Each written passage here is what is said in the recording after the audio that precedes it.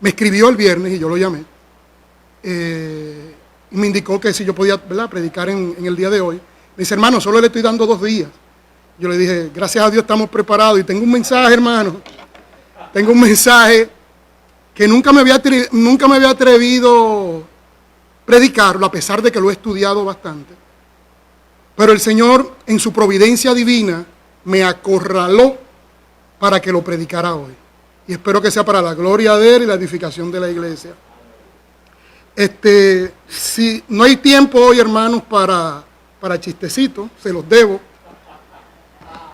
Pero le digo lo siguiente, si ustedes ven que sale un poquito de humito de mi cabeza, no es que los fusibles se me están fundiendo, es que están trabajando a máxima capacidad. Igualmente, si veo algunos humitos por allá, sé que me están siguiendo a mucha capacidad.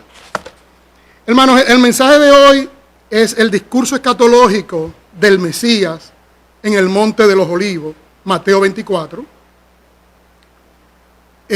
Obviamente tenemos que verlo con algunas porciones de Marcos 13 y Lucas 21, porque para poder tener, ¿verdad?, el concepto completo de ese mensaje escatológico, de un mensaje, en otras palabras, de los últimos tiempos, ¿verdad? Yo le voy a leer y ustedes me siguen en sus Biblias, Mateo 24 del 1 al 3, ¿verdad?, como para dar inicio a la predicación. Oramos y comenzamos. Y dice así las palabras del Señor. Cuando Jesús salió del templo y se iba, se acercaron sus discípulos para mostrarle los edificios del templo. Respondiendo él les dijo, ¿veis todo esto? De cierto os digo que no quedará aquí piedra sobre piedra que no sea derribada. Y estando él sentado en el monte de los olivos, los discípulos se le acercaron aparte diciendo, dinos, ¿cuándo serán estas cosas? ¿Qué señal habrá de tu venida y del fin del siglo? Oremos, hermano. Gracias, Señor, por tu amor.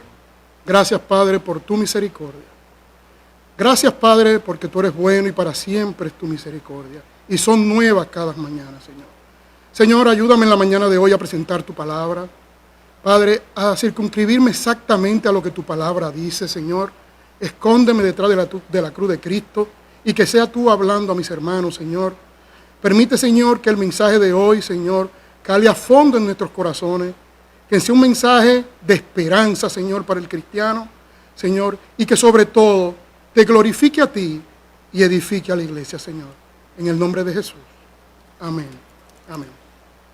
Hermano, el sermón del Mesías en el Monte de los Olivos, vamos a dar el contexto del mismo, está entre 2 eventos importantes.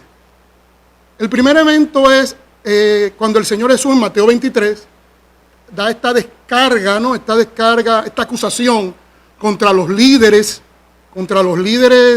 eclesiásticos, los líderes religiosos y los líderes de Israel, en el famoso mensaje de hipócritas, fariseos hipócritas, ¿no? Y donde el Señor básicamente lo acusa, que ellos dirigieron al pueblo de Israel a rechazar la mesianidad de Cristo, ¿no? Está entre otro evento importante, que es después del sermón escatológico, que es cuando el Señor, va a suceder la última Pascua, ¿no? La última Pascua, que el Señor fue nuestra Pascua, y la última cena del Señor, y Él da el famoso discurso del aposento alto. Está entre esos 2 eventos, y ese es el contexto, ¿no? Y recuerden ese famoso discurso del aposento alto, es básicamente una transición del oficio de nuestro Señor Jesucristo, de profeta a sacerdote. Como ustedes saben, nuestro Señor tiene 3 oficios en toda la historia. Primero vino como profeta, actualmente está como sacerdote, intercediendo por nosotros, ¿no? Y vendrá como Rey de Reyes y Señor de Señores. Pues, mis amados hermanos, para poder entender, como le dije, Mateo 24, vamos a estar más bien todo el tiempo en Mateo 24, tenemos que ver, como le digo, algunas porciones de Marcos 13 y Lucas 21. Pues básicamente, el Señor Jesús habla le dice a los discípulos, ellos salen del templo, salen del área y ven esta construcción majestuosa, ¿no? Una construcción majestuosa que, como ustedes saben, el primer templo lo construyó Salomón, 950 a.C. aproximadamente. Fue destruido en el 586 a.C. con la invasión babilónica, ¿no? Y Nabucodonosor. Luego, con Zorobabel, terminó de construirse más o menos en el 516 a.C. Y Herodes el Grande, más o menos en el 20 a.C., comenzó, vamos a ponerle así, un embellecimiento y una agrandó de una manera majestuosa el templo. Comenzó en el 20 antes de Cristo y eso terminó aproximadamente en el 64 después de Cristo. O sea que ese templo solamente duró en uso, mis hermanos, 7 añitos. Luego de ahí vino la destrucción total del templo. Y ellos se quedaron impresionados con esas piedras y todo esto majestuoso, piedras que podían pesar varias toneladas. Y cuando el Señor le dice, veis que no quedará aquí piedra sobre piedra que no sea derribada, para ellos eso fue, como decimos en Puerto Rico, el acabose. O sea, si esto se acaba el mundo, o sea, si este templo va para el piso, este es el final del mundo. Y básicamente se quedaron perplejos y le hacen estas 3 preguntas al Señor Jesús. Primero le dicen, Señor, ¿cuándo sucederán estas cosas? ¿Qué señal habrá de tu venida? ¿Y qué señal del fin del siglo? En Lucas, me gusta también como dice Lucas 21:7, si quieren me pueden seguir, si no los leo no se preocupen. En Lucas dice, y preguntaron diciendo, Maestro, ¿cuándo será esto? Refiriéndose a la destrucción del templo y a la destrucción de Jerusalén, ¿no? ¿Cuándo será esto y qué señal habrá de que estas cosas estén por suceder? Bueno, hermanos, son 3 preguntas. Vamos a tratar de desarrollarlas hoy las 3. La primera pregunta es, ¿cuándo sucederán estas cosas? ¿Y qué señal habrá de que estas cosas sucederán? La segunda pregunta es, ¿cuál será la señal de tu venida y del fin del siglo o de la era? ¿No? O sea, son 3 preguntas y demandan 3 señales. Es muy importante establecer que el Señor Jesús contesta las 3 preguntas, pero no la contesta en el orden en que fueron preguntadas, ¿no? El Señor Jesús contesta la última pregunta, es ¿cuándo es el fin, o sea, la señal, cuál es la señal del fin del siglo, del fin de la era? La contesta de primero. Luego contesta la pregunta de ¿cuándo serán estas cosas?, que es la primera pregunta, la contesta en el segundo orden. Y por último, él contesta cuál es la señal de su venida, la segunda pregunta, la contesta en tercer lugar. También es importante notar que los 3 evangelios, Mateo, Marcos y Lucas, no responden exactamente las 3 preguntas. Por ejemplo, Mateo y Marcos se concentran principalmente en las 2 últimas preguntas, en la señal de su venida y la señal del fin del siglo. Lucas es el único que contesta la primera pregunta, que es ¿cuándo sucederán estas cosas? ¿Y qué señal acontecerá para saber que estas cosas van a suceder, ¿no? En Lucas, estas cosas se refiere a la destrucción de Jerusalén y a la destrucción, ¿no?, del templo, que ustedes saben que sucede en el año 70 después de Cristo. Y el Señor Jesús comienza como le dije, comienza a contestar la tercera pregunta, indicándole cuál es la señal del fin del siglo, del fin de la era. Y Jesús comienza de la siguiente manera, se lo voy a leer, Mateo 24, comienza a responder la tercera pregunta, Mateo 24 del 4 al 6, pero la comienza a responder, como le digo, de una manera negativa. O sea, ¿qué es lo que no va a ser la señal del fin? O sea, yo te voy a decir ahora primero lo que no es el fin. Y Jesús comienza diciendo, mirad que nadie os engañe, porque vendrán muchos en mi nombre, diciendo yo soy el Cristo. Y a muchos engañarán y oiréis de guerras y rumores de guerra. Mirad que no os turbéis, porque es necesario que todo esto acontezca, pero aún no es el fin. O sea, el Señor Jesús le está diciendo, en otras palabras, en la era de la iglesia, ¿no? Ustedes van a ver falsos maestros, van a haber guerras locales, ¿no? Van a haber guerras locales, aunque sea en el Medio Oriente, no es una señal del fin. Van a haber guerras locales, falsos maestros, pero esto no es el fin. Le está respondiendo la pregunta de una manera, como le digo, negativamente. Mira, cuando vean esto en la era de la iglesia, eso no significa que es el fin.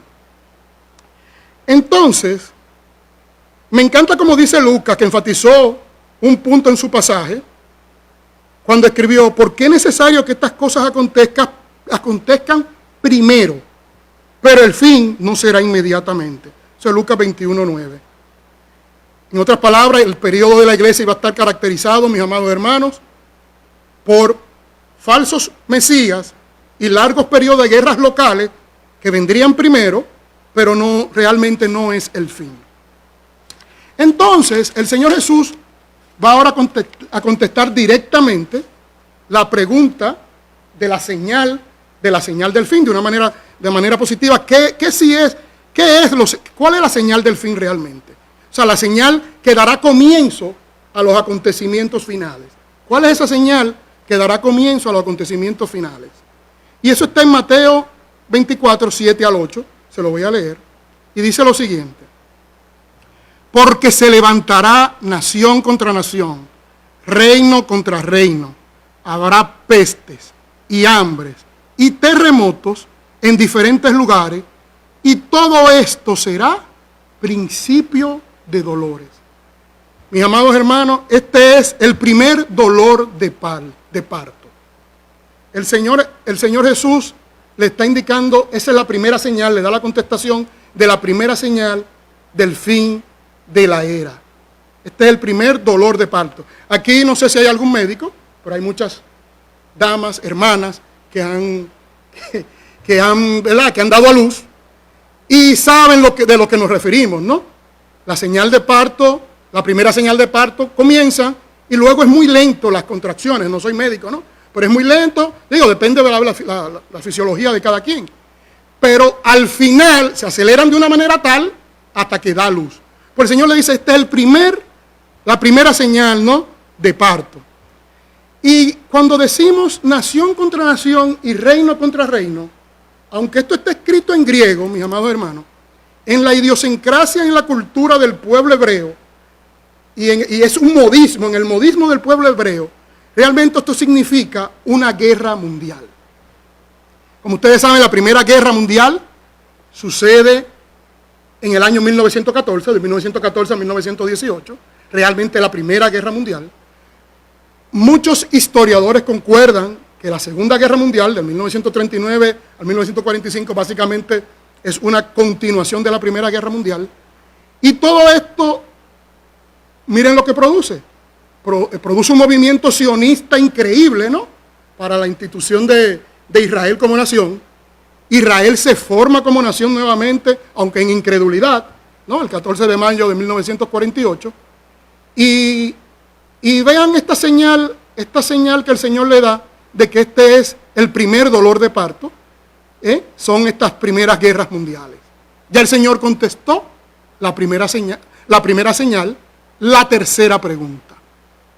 Luego, el Señor Jesús va a hablar de la experiencia personal que iban a tener los apóstoles, ellos directamente. Luego de contestar esa señal del fin, esa señal de que después de esta señal de que la guerra mundial esta guerra mundial es la señal del fin, en Lucas 21, del 12 al 19, dice lo siguiente. Hablando él ahora, refiriéndose a los apóstoles, que ellos iban a experimentar.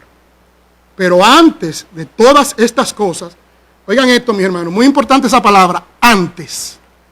O sea, antes de la señal del fin, antes de la primera guerra mundial, antes de las guerras mundiales. Pero antes de todas estas cosas, os echarán mano y os perseguirán y os entregarán en las sinagogas y a las cárceles. Y seréis llevados ante reyes y ante gobernadores por causa de mi nombre. Y esto os será ocasión de dar testimonio.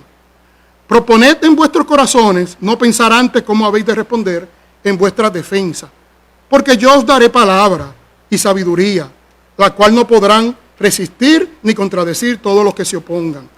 Mas seréis entregados aún por vuestros padres y hermanos y parientes y amigos, y matarán a alguno de vosotros, y seréis aborrecidos por todos a causa de mi nombre, pero ni un cabello de vuestra cabeza perecerá.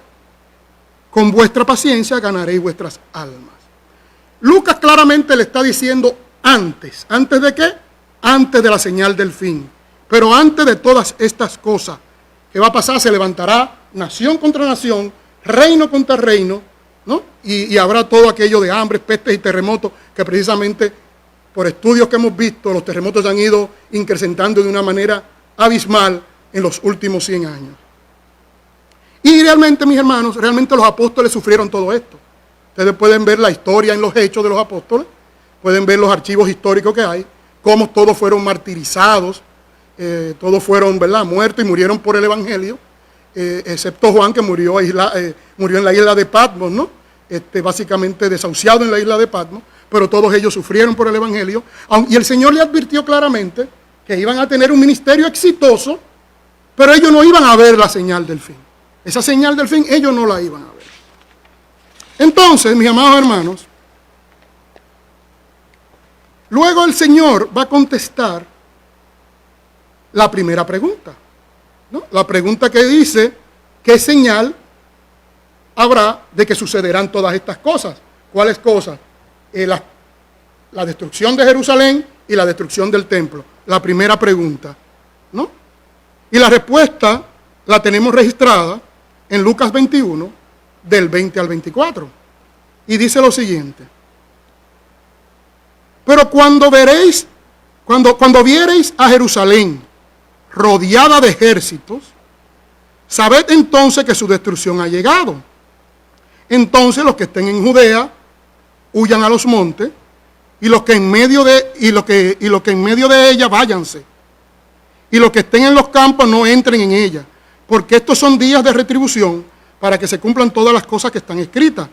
Mas hay de las que estén encinta y de las que críen aquellos días, porque habrá gran calamidad en la tierra e ira sobre este pueblo, y caerán a filo de espada y serán llevados cautivos por todas las naciones, y Jerusalén será hollada por los tiempos de los gentiles hasta que el tiempo de los gentiles se cumpla. Dice claramente que cuando veáis a Jerusalén rodeada por ejércitos. Mis amados hermanos, esta profecía se cumplió de una manera maravillosa en el año 66 después de Cristo, en la primera revuelta judía en contra de los romanos. En esta revuelta el general romano Galo, Cestio Galo, sitia a Jerusalén, la sitia por completo, y ya se dio la señal a los creyentes: Jerusalén está sitiada, y ellos estaban buscando ya la primera oportunidad para salir de Jerusalén. Él viene de Cesarea, sitia la ciudad, y luego pasa un tiempo y él tiene que buscar provisiones para su ejército, y se produce una brecha en el cual todos los creyentes, ¿no?, salieron de Jerusalén, todos los creyentes en el Mesías salieron de Jerusalén y salvaron sus vidas. No así, como ustedes saben, luego en el año 70, el emperador Vespasiano, el hijo de él, Tito, el general Tito, hijo del emperador Vespasiano, vuelve a Jerusalén, la sitúa, destruyen el templo, destruyen la ciudad. En el 70 después de Cristo mueren aproximadamente 1.100.000 judíos, pero los judíos creyentes, ¿no?, que vieron esta señal, la señal de Jerusalén estar sitiada, pues salieron y salvaron sus vidas. Con estas palabras, el Señor Jesús, con estas palabras que le acabo de leer, de indicar, el Señor Jesús respondió la primera pregunta, ¿no?, la señal de la destrucción de Jerusalén, y del templo. Pero falta la tercera pregunta y la tercera señal. Pero el Señor Jesús, antes, la segunda pregunta, que es la pregunta de cuándo, la señal de su venida. Pero el Señor Jesús, antes de hablar de la señal de su venida, en preparación a contestar esa pregunta de la señal de su venida, Él le habla de lo que llamamos la tribulación, ¿no? Él comienza a hablarle de la tribulación. Hay algo muy importante, mis amados hermanos, que es bueno que todos sepamos. La tribulación, los 7 años de tribulación, ¿no?, descrito en la Biblia, no comienza, vuelvo y repito, no comienza con el arrebatamiento de la iglesia. La tribulación comienza con la firma del pacto, del anticristo con los judíos. La tribulación comienza con la firma del pacto, es descrito en Daniel 9:27 y descrito en Isaías 28:14, que tendrán un pacto con el Seol, ¿no? Se dice Isaías, tendrán un pacto con el Seol, y ese pacto será anulado. Y en Daniel, como ustedes saben, la profecía de las 70 semanas, en Daniel 9:27 dice que confirmará un pacto con muchos, y etcétera, etcétera, etcétera. O sea, el arrebatamiento, mis amados hermanos, es inminente. Cuando le digo inminente, no significa que es pronto, sino que puede suceder en cualquier momento. O sea, yo dando este mensaje, podemos volar, podemos irnos con el Señor, ¿no? Pues el Señor comienza, habiendo hecho esta aclaración, el Señor comienza a hablarle de los eventos de la primera mitad de la tribulación. ¿No? Y yo se lo voy a leer, Mateo 24, del 9 al 14, rapidito, y dice así. Y oigan esta palabra que comienzo a decir. Entonces, esa palabra es muy importante. Entonces, os entregarán a tribulación y os matarán, y seréis aborrecidos de toda la gente por causa de mi nombre. Muchos tropezarán entonces y se entregarán unos a otros, y unos a otros se aborrecerán. Y muchos falsos profetas se levantarán y engañarán a muchos. Y por haberse multiplicado la maldad, el amor de muchos se enfriará. Mas el que persevere hasta el fin, este será salvo. Y será predicado este evangelio del reino en todo el mundo para testimonio a todas las naciones. Entonces vendrá el fin. Mis amados hermanos, ustedes pueden notar, aunque estos versículos se ven muy similares, usted lo busca, son muy similares a Marcos 13, del 9 al 13, y a Lucas 21, del 12 al 19, hay una diferencia marcada. Y es que Mateo, el Espíritu Santo, es maravilloso cuando nos pone a buscar las Escrituras. Y es que Mateo no está hablando lo mismo que está hablando Marcos y Lucas. El Espíritu Santo no está hablando a través de Mateo lo mismo que está hablando Marcos y Lucas. Cada quien escribe en su evangelio conforme al tema de su evangelio. Y el Espíritu Santo utiliza la palabra entonces. Entonces. ¿Qué significa entonces, hermano? Que después que se levante nación contra nación y reino contra reino, ¿no?, entonces va a suceder todo lo otro. O sea, ya ahí no le está hablando lo que le está pasando, lo que le iba a pasar a los apóstoles, la experiencia de los apóstoles, sino este es un acto después de esta señal, después de la señal del fin, que era la señal de nación contra nación, después de esta señal de la guerra mundial. Entonces, ¿no?, los van a entregar a esta tribulación. Quiero darle 5 puntos a lo que les gusta apuntar, 5 puntos importantes de esta primera mitad de la tribulación. Hermanos, el hermano Delgado sabe que esto es un curso como de año y medio, intensivo, y estoy tratando de resumirlo en 45 minutos. Hay cinco eventos importantes, muy importantes en la primera mitad de la tribulación, y que se lo voy a dictar rápidamente. Primero, habrá una tremenda persecución de los santos. Ustedes lo pueden ver, Mateo 9 y 10, y es un hecho claro, donde lo podemos ver en Apocalipsis en Apocalipsis 6, del 9 al 11, con el quinto sello, ¿no? De todas las almas que habían muerto que estaban bajo el altar. Esta gran persecución la llevará a cabo la Babilonia, la eclesiástica, esta única religión mundial que va a surgir, ¿no? Y que va a estar básicamente al mando en esta primera mitad de la tribulación. Y lo puede ver en Apocalipsis. Simplemente le doy la cita, no podemos ir a todas.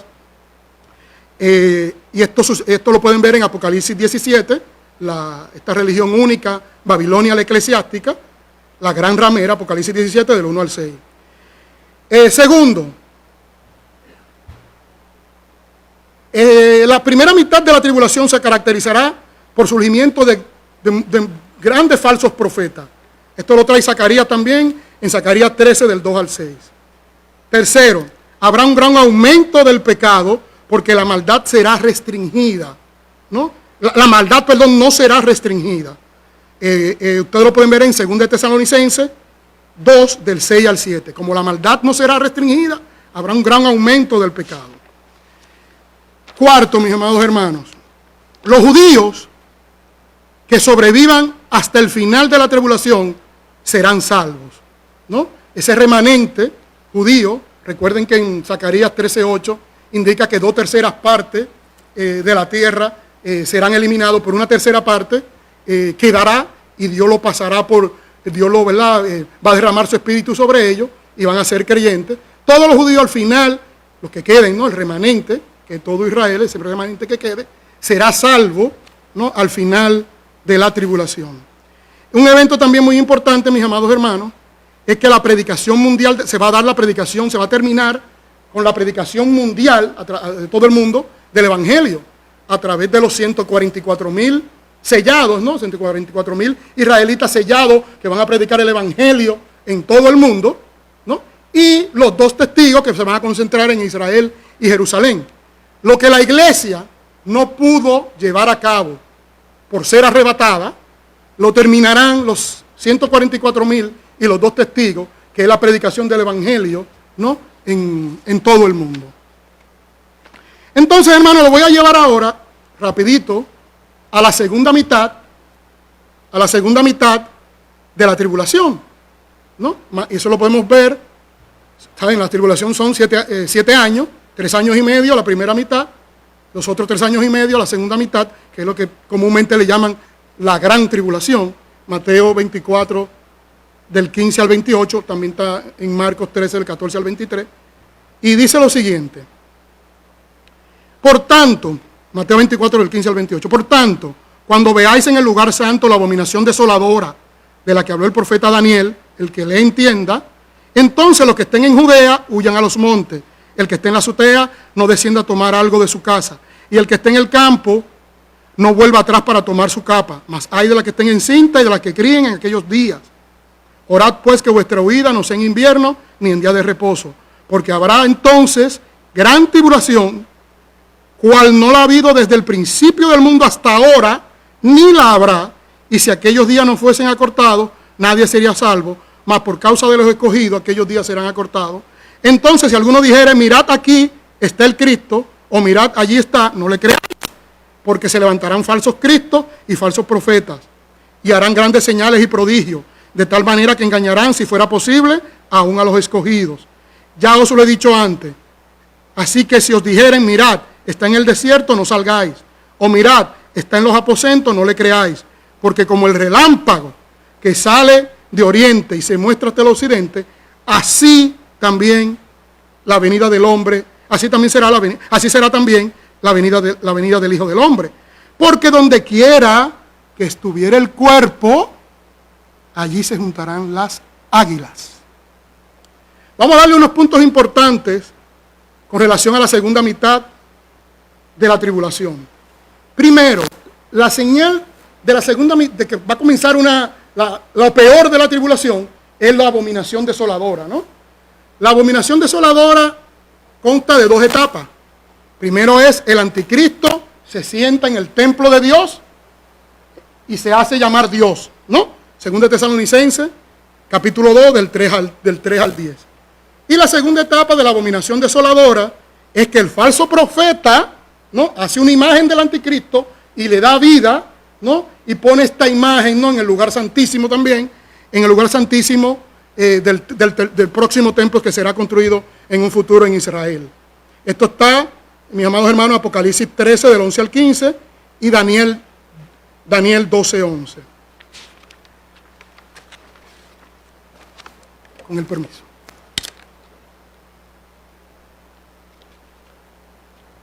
Segundo,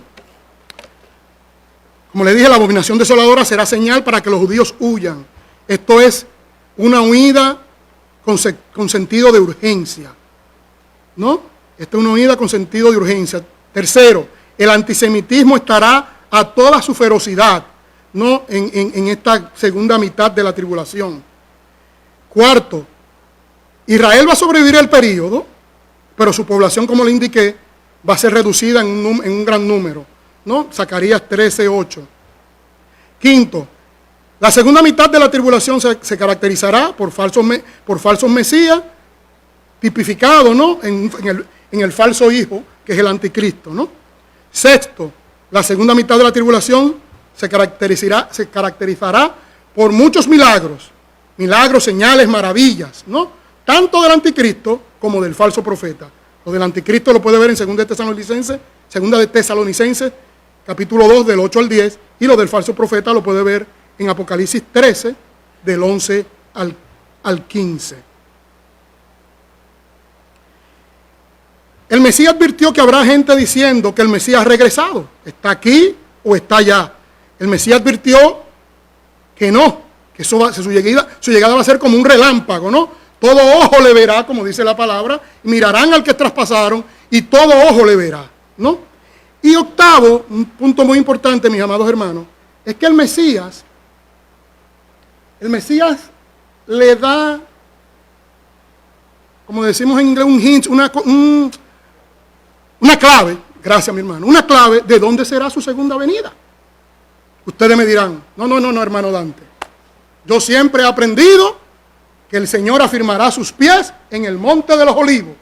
Ahí es que llegará el Señor. Amén.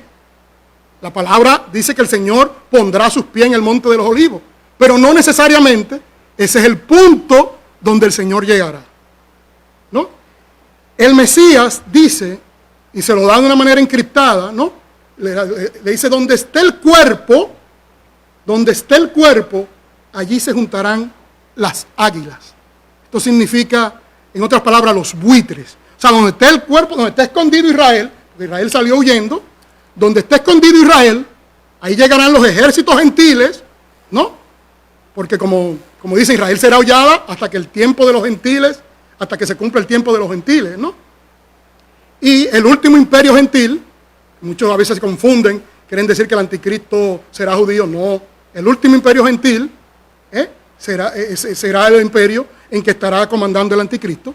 Y ellos se van a esconder, mis amados hermanos, en lo que se llama Bosra, que es el nombre hebreo de Petra, que es el nombre griego.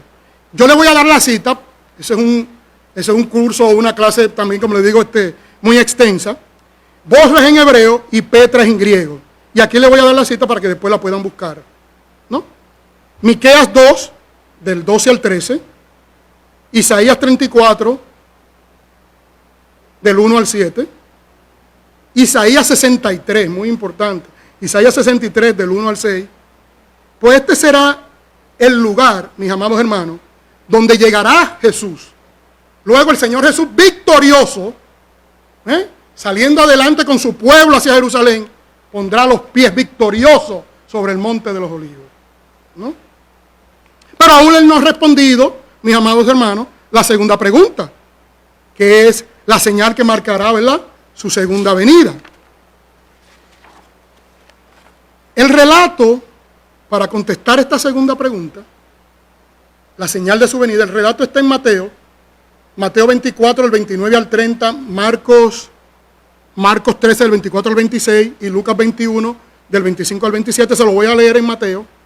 En Mateo dice así: e inmediatamente después de la tribulación de aquellos días, el sol se oscurecerá, la luna no dará su resplandor, y las estrellas caerán del cielo, y las potencias de los cielos serán conmovidas. Entonces aparecerá la señal del Hijo del Hombre en el cielo, y entonces lamentarán todas las tribus de la tierra, y verán al Hijo del Hombre viniendo sobre las nubes del cielo con gran poder y gloria. En Lucas dice, entonces habrá señales en el sol, en la luna y las estrellas. Y en la tierra, angustia de la gente. Añade que en la tierra va a haber una angustia de la gente, confundida con el bramido del río. Así dice, con el bramido del río. No es para ver si me están siguiendo. Es para ver si me están siguiendo. Y en la tierra, angustia de la gente confundida a causa del bramido del mar y de las olas, desfalleciendo los hombres por el temor y la expectación de las cosas que sobrevendrán en la tierra, porque las potencias de los cielos serán conmovidas. Entonces verán al Hijo del Hombre, que verá en una nube con gran poder y gloria. Amén, mis amados hermanos. El Señor Jesús le está diciendo, va a haber una oscuridad en el mundo, ¿no? El sol no dará su luz, las estrellas no, la luna tampoco, las estrellas no darán su resplandor. Y en medio de esa oscuridad mundial y de esa agonía, ¿no?, de todo el mundo, aparecerá la gloria Shekinah. El Señor vendrá en su gloria y todo ojo le verá. Hermano, esto es un mensaje no de temor, sino un mensaje de esperanza para el cristiano. Un mensaje de esperanza para el cristiano. La primera señal ya sucedió, como le dije, en el 66, con Sestio Galo, ¿no?, cuando sitió a Jerusalén, para que ellos salieran de Jerusalén. La segunda señal, que es la señal del comienzo de los dolores de parto, ya sucedió también en 1914, en 1918. Y al final de la tribulación, mis amados hermanos, la tercera señal también sucederá. También sucederá. Luego el Señor reunifica a Israel, todos sus escogidos.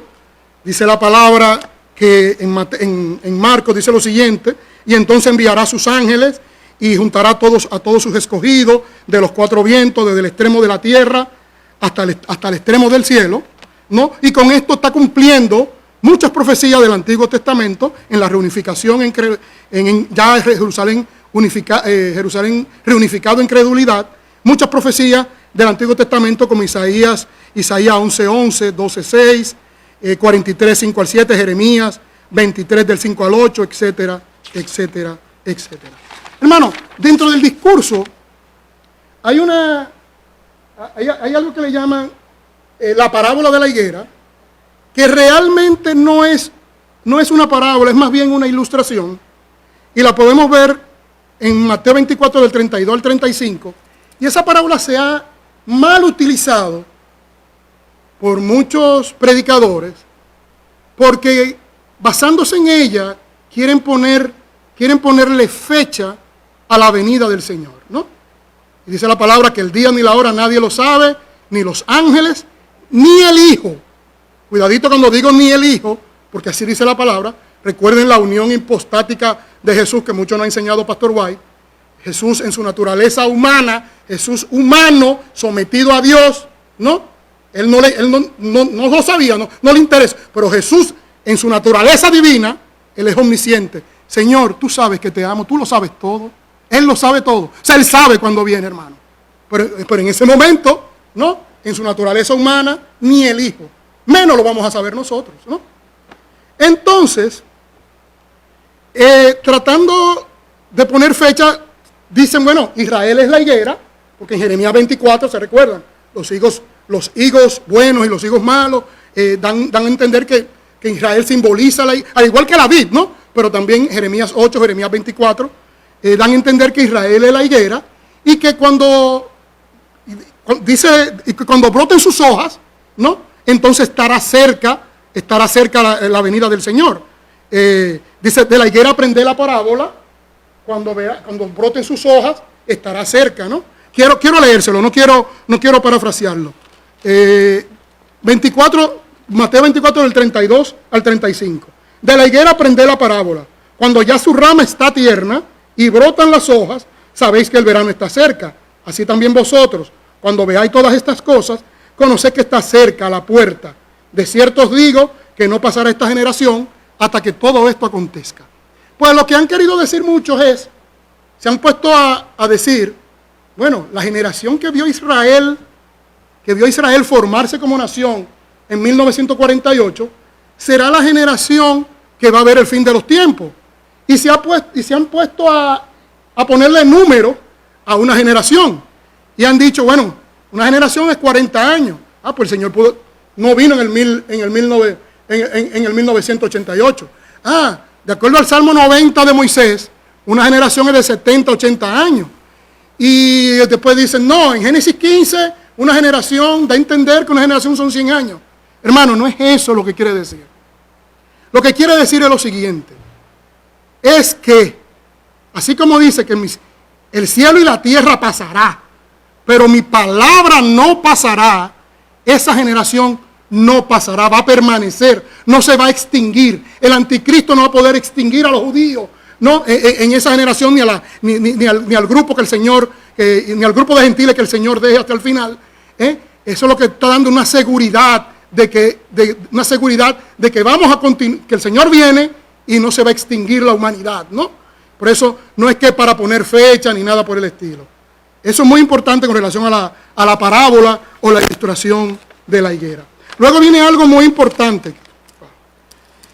Y es como que habla de como en los tiempos de Noé, que así también será la venida del Hijo del Hombre. Y dice lo siguiente, se lo voy a leer rapidito, 24 del 36 al 39. Dice lo siguiente. Pero el día y la hora nadie sabe, ni aun los ángeles del cielo, sino solo mi Padre. Mas como en los días de Noé, así será la venida del Hijo del Hombre. Como en los días antes del diluvio. Estaban comiendo y bebiendo, casándose y dándose en casamiento, hasta el día en que Noé entró en el arca, y no entendieron hasta que vino el diluvio y se los llevó a todos. Así también será la venida del Hijo del Hombre. Oigan esa palabra, también. El Señor viene inmediatamente después de la tribulación. Pero viene también como en los días de Noé, como en los días antes del diluvio. Él viene como en los días antes del diluvio. ¿Qué características tenían los días de Noé? Vamos a ver algunas características de los días de Noé. Multiplicación de la raza humana. Multiplicación de la raza humana. Perversión de la genética. Pueden verlo en Génesis 6. Perversión de la genética. Depravación sexual y abominaciones. Paciencia de Dios al extremo. Espíritu Santo interviniendo. Enoc es arrebatado. Juicio de un diluvio. Y Noé y su familia son preservados. Cualquier similitud con la realidad actual nuestra de hoy es pura diosidencia. Es pura diosidencia. Entonces, mis amados hermanos, este pasaje en nuestros círculos que somos milenialistas, ¿no? Que creemos en un milenio, y que somos premilenialistas, creemos que el Señor Jesucristo viene antes de inaugurar, ¿verdad?, el reino mesiánico de los 1000 años, y somos pretribulacionistas, que creemos, ¿verdad?, que hay un rapto pretribulacional antes, como dice, valga la redundancia, antes de la tribulación. Siempre se ha indicado, o siempre la mayoría entiende, que esto se trata de los llevados, que se tratan de llevar a juicio, ¿no? Porque el Señor Jesús viene hablando en todo momento, de la segunda venida. Entonces dice, bueno, los que son llevados a juicio, y el dejado es el que va a entrar al reino mesiánico. Mis amados hermanos, realmente hay otra, yo le voy a dar otra versión, que es la que yo entiendo, aunque respeto a los hermanos que entienden que se trata de la segunda venida, por lo siguiente. Primero, el Señor comienza con la palabra griega peride, como diciendo, poniendo un tema nuevo. Esto es una construcción en el griego que pone un tema nuevo. Ahora el Señor no le está, a nuestro entender, y a entender de otras personas que han estudiado mucho mucho este versículo. El Señor está hablándole ahora, según muchos, del arrebatamiento, ¿no? Peridé en griego es una construcción nueva y es como diciendo, por en cuanto a, pero en cuanto a. Eso lo puede ver usando este tipo de construcción en 1 Corintios 7.1, 8.1, 12.1, 1 Tesalonicenses 5.1, ¿no? Entonces, mis amados hermanos, hay otra cosa muy importante que quiero decirles. Es que dice que como en los tiempos de Noé comían, bebían, se casaban y daban en casamiento, están hablando de estaban llevando una vida normal. Y como ustedes pueden saber, al final de la tribulación, el mundo no puede estar llevando una vida normal. Otra cosa muy importante es la palabra que utiliza de llevado. En el griego, el llevado de Noé sí es para juicio. Y será, ¿no? Cuando dice, y fueron llevados, si se los llevó el diluvio, y es la palabra eren, que viene siendo eliminado, ¿no? Pero la palabra que se utiliza, llevados, aquí en Mateo, para decir que uno será tomado o tomado y otro será dejado, es para lambano, que es distinta a la palabra de llevados que se usa para Noé, ¿no? Me disculpan que voy rapidito porque que veo la gente allí, quería dejarle con esta idea. O sea, mis amados hermanos, hay otros creyentes, ¿no?, que creemos que esto se trata de la bendición del arrebatamiento. Después podemos seguir explicándolo con más detalle, pero ya veo las personas ahí afuera, ¿no? Pero algo muy importante que quiero dejarle con esta reflexión es que nosotros estamos viviendo los tiempos de Noé. Estamos viviendo y tenemos que tener el carácter de Noé. Tenemos que predicar un evangelio de gracia, pero también de juicio, ¿no? Tenemos que amar a las personas, predicar el evangelio, testificar de Cristo, ¿no? Para que la mayoría, hermanos, se vayan en el arrebatamiento. Como dice Lucas en el capítulo 21:36, velad pues en todo tiempo orando, que seáis tenidos por dignos de escapar de todas estas cosas que vendrán y estar en pie delante del Hijo del Hombre. O sea, de la única manera que podemos escapar de todas estas cosas que vendrán y estar en pie delante del Hijo del Hombre es a través del arrebatamiento.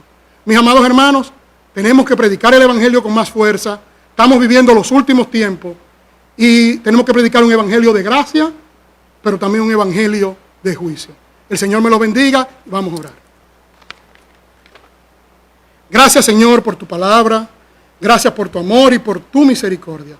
Gracias, Padre, porque tu palabra ha sido predicada y tu nombre ha sido glorificado y hemos sido edificados en tu palabra. Perdona nuestras ofensas, Padre, y ayúdanos, Padre, a seguir avanzando en el día de hoy, en todas las demás predicaciones. Bendice a Pastor Guay en la predicación para que crezcamos en tu palabra, Señor. Señor, te pedimos también por la salud de Pastor Johnny. Pon tu mano sanadora sobre él. Gracias, Señor. Todo esto te lo pedimos en el nombre de tu Hijo amado Jesucristo. Amén y amén.